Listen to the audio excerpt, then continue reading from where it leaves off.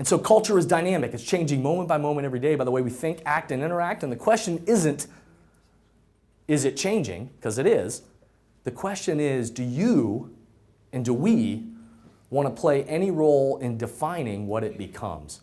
Do we want to put support beams in place so that it becomes the culture that we want to create? My newest book comes out this November, which is kind of exciting and fun and cool, and also, you know, and new things launching in the world also comes with a, man, I hope it resonates with everybody the way that others have.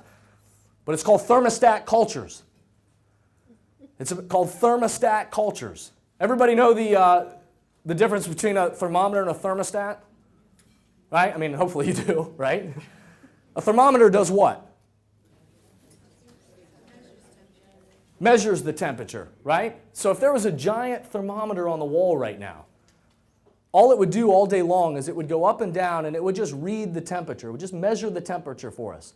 And if it gets really hot in this room, right, we get conversations that are currency for change, we get all fired up, you know, the temperature will go up.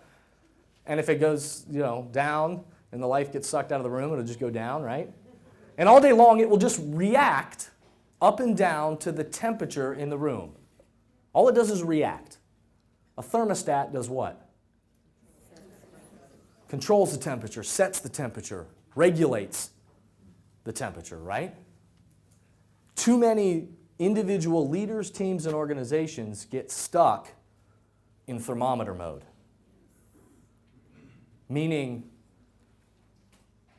if there isn't any clarity of what we're trying to create, then anything goes.